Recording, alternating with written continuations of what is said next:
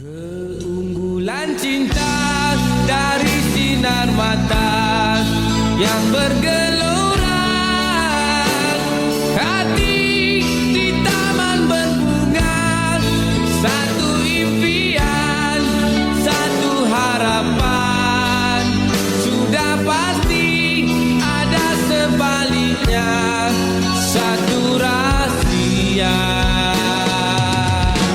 Engkau di mataku adalah cahaya perjalananku. Kejap. Tengok okey kita. Is it okay? Hai Atuk. Assalamualaikum ayah. Hai, Assalamualaikum ayah. Hai ayah. Hai Ayah. Hai Ayah. Hai Ayah. Farha, Arif dan Melissa mengucapkan Selamat bersara, selamat menjadi YB. Adik dan keluarga nak ucapkan selamat bersara buat ayah. Selamat bersara untuk ayah. So kakak nak ucapkan selamat bersara untuk ayah. Selamat bersara. Selamat bersara ayah. I want to say happy retirement to our beloved father. Selamat hari bersara ayah. Selamat bersara Ayah. Selamat bersaya Ayah.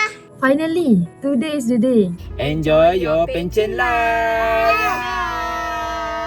Akhirnya hari ini adalah hari terakhir ayah dekat sekolah sebagai pendidik. Jasa ayah sebagai pendidik takkan kami lupakan. Ini ucapkan tahniah untuk bersara. Semoga apa yang ayah buat selama ni mendatangkan hasil dan ayah pun boleh pencen dah. Ayah bolehlah berehat, boleh tengok anak-anak, ibadah, semualah. Tahniah untuk ayah. Lepas ni ayah dah boleh rehat lama-lama dah. Supaya persaraan ayah sebagai cikgu dapat membuka pintu-pintu rezeki yang lain selepas ni. Thank you for your years of dedication as a teacher. So sekarang Ayah dah bersara, Ayah bolehlah rehat dekat rumah. Ayah bolehlah buat benda yang Ayah suka. Ayah boleh pergi mancing, nak bercucuk tanam kat belakang, memasak-masak semua resepi ke. Jadi macam ramen pun okey. Semoga hari-hari ayah akan datang ni penuhi ketenangan. Kakak baru balik daripada career fair. Baru nak start kerja tapi ayah dah pergi kerja dah. Ayah adalah guru pertama untuk kami dan kami bangga memiliki ayah. Dan semoga ayah dipanjangkan umur dan diberkati dan dimudahkan rezeki. I hope that this new chapter brings Ayah a good health and happiness. So, lagi satu kena ucapkan selamat hari lahir untuk ayah yang ke-60 tahun. Semoga ayah terus sihat selalu dan juga bahagia. That's all from me. And happy birthday to Ayah. Also, I want to add happy birthday. Bye-bye. Happy birthday to you. Happy birthday to you Ayah.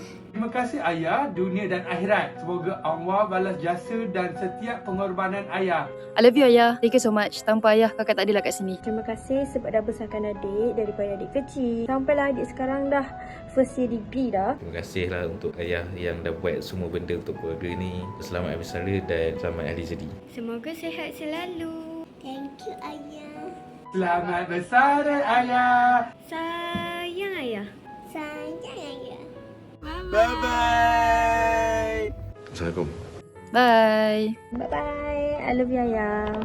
Bye-bye. Bye-bye. Kami sayang ayah.